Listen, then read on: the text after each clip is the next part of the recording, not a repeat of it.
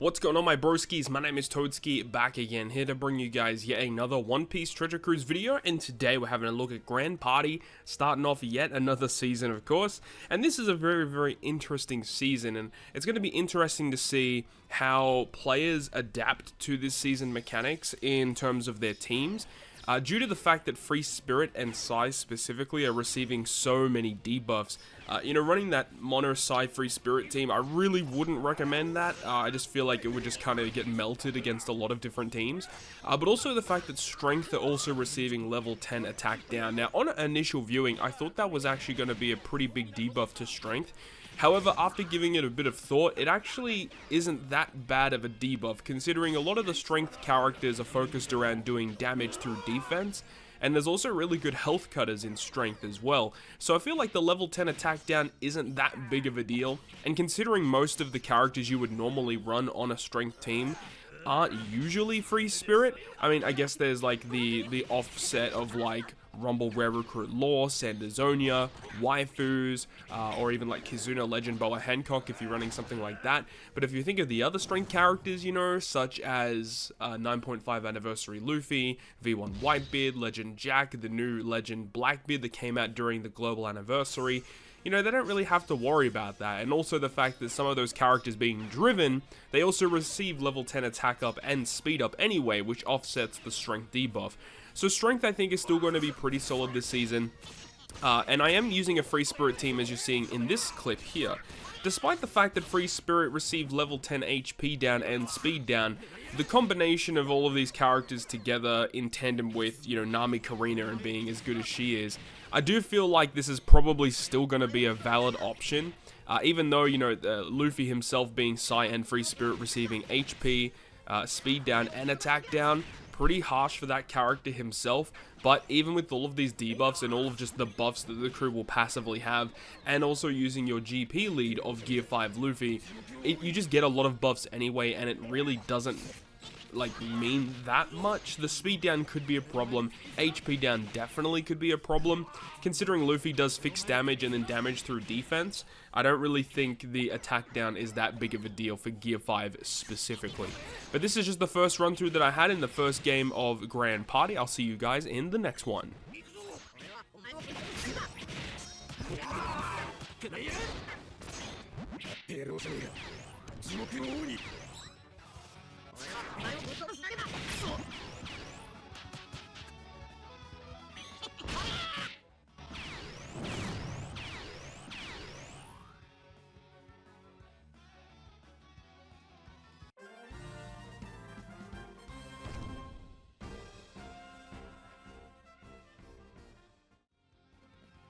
So as we move into the second game here of the first day, I ended up just going up against an opposing Gear 5 team just because, it's the first day. If we lose, it's not that big of a deal. We can just reset it, we can run it back.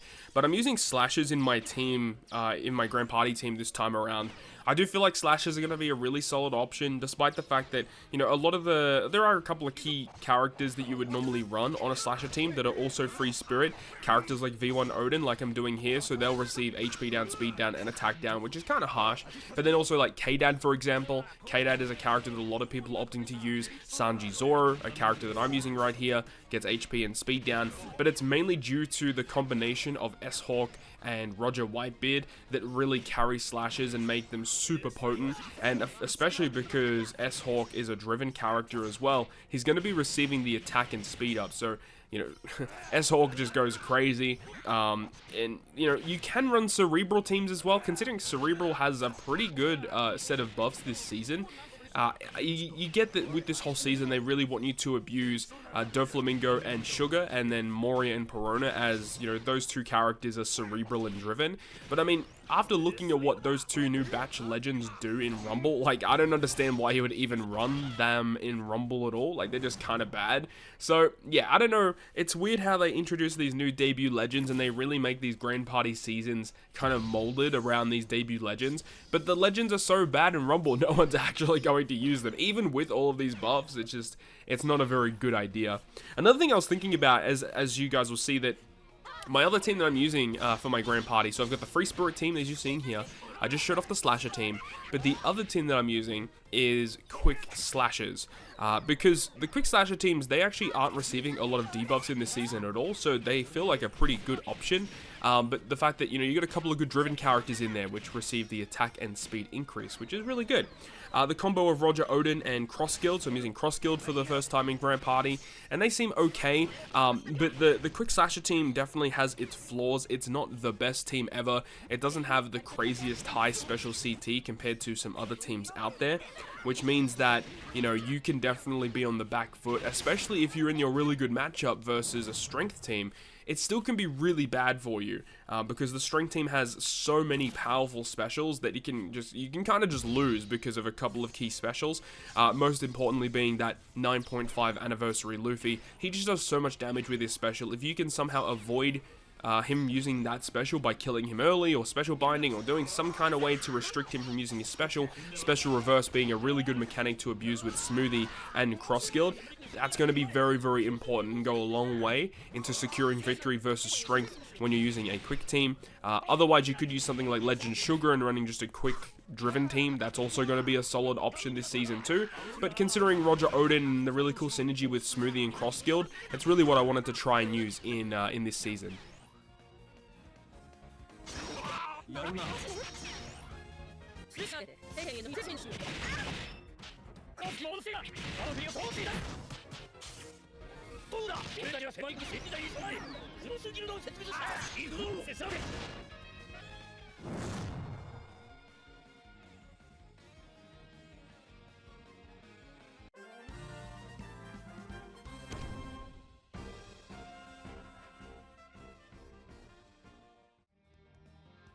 And now we move on to the final match of the first day of Grand Party, and I actually found this opponent here using the new Anniversary Blackbeard as their Grand Party leader, and I completely forgot what this character did, but I saw it wasn't Gear 5, so I thought I'd go for it.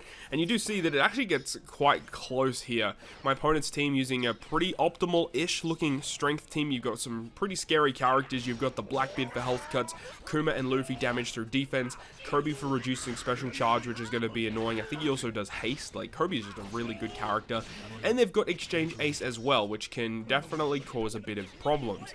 And on the bench having King as well, like, it's just a really, really scary looking team. And even though things are looking pretty good, Kuma did a lot of damage to us really quickly, but it's also the GP special of Blackbeard that I completely forgot about, which does like a 40% health cut, and that's kind of harsh, especially when you're going up against these characters with damage through defense, and they just do so much damage, and if they're health cutting you here, as you can see, the 40% health cut, hasting, and also reducing special charge. Kuma launching twice in the first 50 seconds is extremely scary to get around.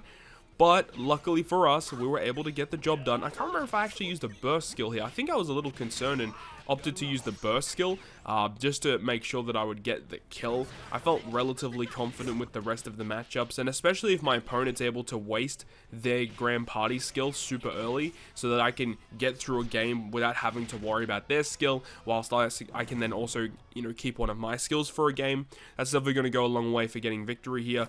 We move on to the second game. It's going to be my Free Spirit squad up against my opponent's quick team. And this is also kind of a scary looking one here. However, it's not like the full quick slasher team, so I don't have to worry about a lot of special reverse mechanics, as they don't have characters like Cross Guild or Roger Odin to worry about. My opponent does have Gear 5 on their bench, so you can definitely see what my opponent is aiming to do. Make sure, by the way, to change your GP leader once you have finished playing Grand Party, so that it makes it easier for everyone to secure their wins during the season. Please make sure to go ahead and do that. Towards the end of this video here, I do end up doing it too, showing you guys how it's done. You just have to change your GP leader on your current team that you used. It does not work if you go ahead and change your team to a different setup, like you swipe to a different screen. You have to change your current team that you just used to play your final Grand Party match. But I'll still leave you guys with this clip, and we'll move on to the Day 2 clips of Grand Party.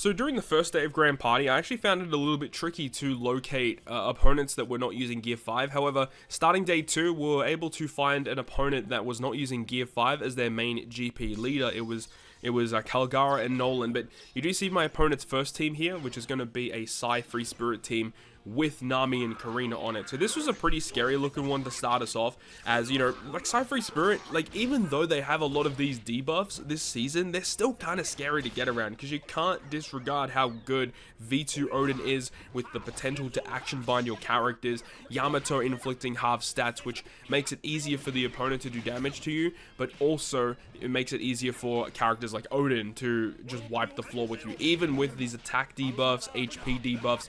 Still a little bit annoying to take down my opponents here, and you can see very quickly we already have 3 characters knocked out, so we're not in a good position to start off this video here in this clip. We have Kandro doing some good fixed damage. Senor Pink was able to secure us our Grand Party skill. I opted to just go for it because I wanted to make sure I had a win to start off this, as I know my opponent doesn't have a Grand Party skill, so I don't have to worry about that. But as long as we're able to secure a first win very comfortably, we can conserve that burst skill until we absolutely need it for the following matches, and then we can get the victory from there. But, you know, we're luckily able to pull out the victory thanks to that Gear 5 burst skill, which of course is the best burst skill in the game.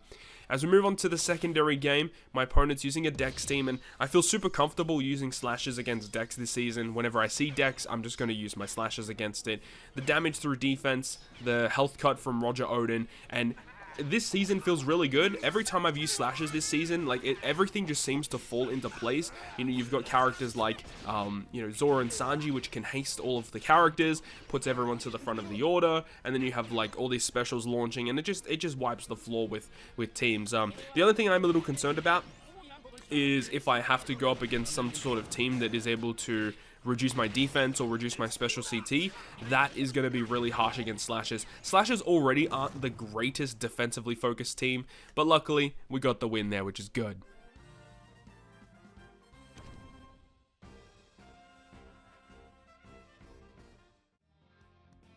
Moving on to the second game of day number 2, and we're up against another opponent that doesn't have Gear 5 as their lead, but they are leading with that Dex team. And as we just talked about in the previous matchup, going to go ahead and use my slashes against pretty much every Dex team that I come across, as it just makes things a bit easier. This is relatively threatening though. My opponent does have the Luffy character, which can proc that revive skill. I can't remember if my opponent exactly had the Big Mom. Big Mom is really scary if she's able to launch her special with that really annoying halving of stats and damage and stuff like that. But also, you know, if your opponent has like V1 Blackbeard, that can be really harsh against your strength, quick, or dex characters. Well, mainly the strength or quick characters like Cracker or K-Dad.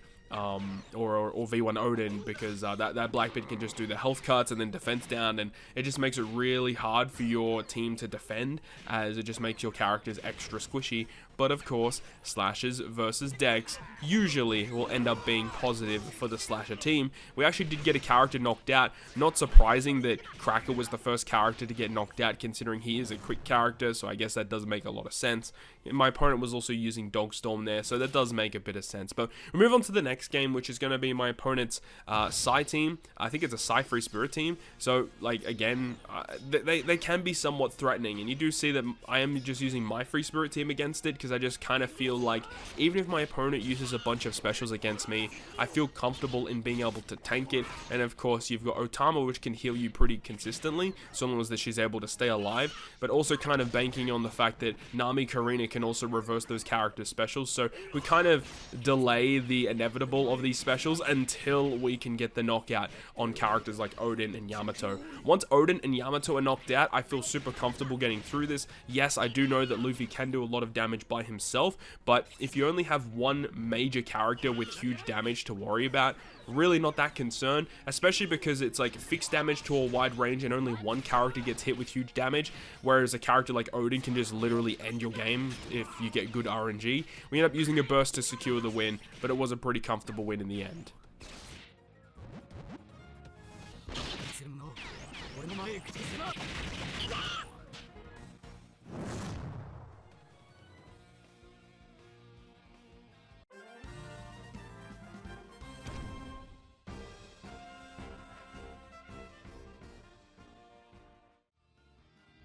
Moving on to our final game here of day number 2 should I say.